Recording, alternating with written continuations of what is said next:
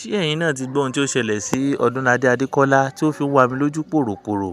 Ọ̀pọ̀lọpọ̀ àwọn ènìyàn bẹ̀rẹ̀ sí ní bá ara wọn jiyàn pé oyún ni, irọ́ ni oyún kọ́, ó ti bímọ ni, irọ́ kò tíì bímọ.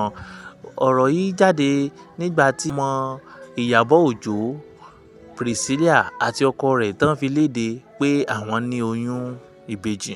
Ṣé ẹ̀yin náà ti gbọ́ ohun tí ó ṣẹlẹ̀ sí Ọdúnladé Adékọ́lá tí ó fi ń wá mi lójú pòròpòrò?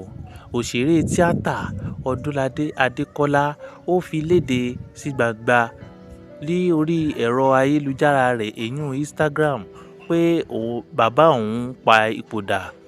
Bàbá rẹ̀ Adékọ́lá tí ọ̀pọ̀lọpọ̀ èèyàn mọ̀ sí Elder Adékọ́lá tí ó jẹ́ bàbá òṣèré gbajúgbajà ní ilẹ̀ wa, onítíátà Ọdúnladé Adékọ́lá ó ti sọ̀rọ̀ jáde lórí ẹ̀rọ ayélujára rẹ̀ pé òun pàdánù bàbá òun.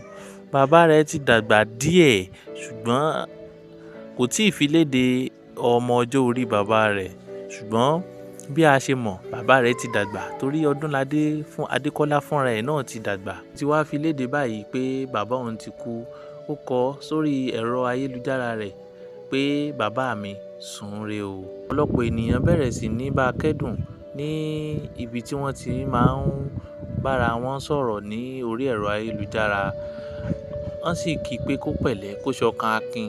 Oyún ni, oyún kọ́, ṣóhun ló ní, ṣọ́kọ ẹ̀ ló ní, ṣẹ́ni Olúwa ló ní. Ọ̀pọ̀lọpọ̀ èèyàn bẹ̀rẹ̀ sí ní bára wọn jiyàn ní orí ẹ̀rọ ayélujára lórí ohun tí ọmọ Ìyábọ̀ Òjó, ìyún Priscilla tó fi léde pé òun àti ọkọ òun ní oyún ìbejì.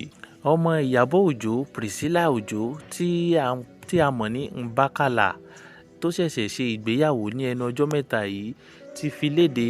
Ó fi àwọn àfihàn fọ́tò kan léde pé òun àti ọkọ òun ní oyún ìbejì. Ọ̀pọ̀lọpọ̀ ènìyàn sì bẹ̀rẹ̀ sí ní bára wọn jiyàn lórí ẹ̀rọ ayélujára èyún social media pé ṣóhun ló ní, ṣé oyún ni lóòótọ́ àbí kì í ṣoyún, ṣé ọkọ rẹ̀ ló ní, ṣé ó ti lóyún kan tó ṣe ìgbéyàwó ni. Ọ̀pọ̀lọpọ̀ awuyewuye ló ń lọ lábẹ́nú tí àwọn ará orí ẹ̀rọ ayélujára social media tí wọ́n mọ èyí tí wọ́n bá sọ ń bẹ̀. Ṣùgbọ́n gẹ́gẹ́ bá ṣe mọ̀ pé àwọn gbajúgbajà òṣèré yìí wọn kúkú ní dá wa lóhùn, wọn sì ní dá àwọn ènìyàn gbogbo tán bá ń bi wọ́n léèrè ìbéèrè lóhùn.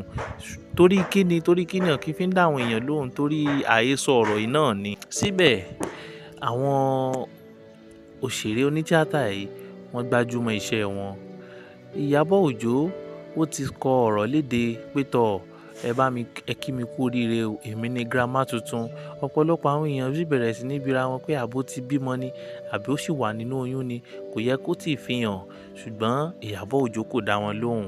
Ọ̀rẹ́ rẹ̀ tó jẹ́ ọ̀rẹ́ Ìyábọ̀ Òjó, èyún Tóyìn Abraham, òun náà ti fi léde pé ẹ kí wa kú oríire o, ọmọ wa Priscilla ó ti lóyún o. Ṣùgbọ́n àwọn náà ò fi léde pé bóyá ó ti bímọ ni àbí kò tíì bímọ. Èyí wá mú kí ọ̀pọ̀lọpọ̀ ènìyàn bẹ̀rẹ̀ sí ní ṣe àríyànjiyàn lórí social media pé irọ́ ni ó ti bímọ, irọ́ ni kò tíì bímọ. Ṣùgbọ́n àwọn òṣèré tíátà yìí, Ìyábọ̀ Òjó àti àwọn ọ̀rẹ́ rẹ̀, wọn kò dá àwọn ènìyàn lóhùn ní comment section wọn. Gẹ́gẹ́ bó ṣe ń lọ, ọmọ Ìyábọ̀ Òjó, Priscilla ó ti fi léde ní àìpẹ́ yìí pé òun dúpẹ́ lọ́wọ́ gbogbo àwọn ènìyàn tó kí òun tán dẹ̀ bá òun ṣe àjọyọ̀ lórí ọ̀rọ̀ oyún níní tí òun fi léde. Ó sì dúpẹ́ lọ́wọ́ Ọlọ́run pé gẹ́gẹ́ bí àwọn ènìyàn ṣe mọ̀ pé òun ṣẹ̀ ṣe ìgbéyàwó tán tí òun sì fi ọ̀rọ̀ oyún lé òun ní iyì ọmọlúwàbí, pé inú òun dùn gidigidi pé òun dẹ̀ dúpẹ́ lọ́wọ́ Ọlọ́run fún àṣeyọrí tó ń mú òun ṣe ní ẹnu ìgbéyàwó òun.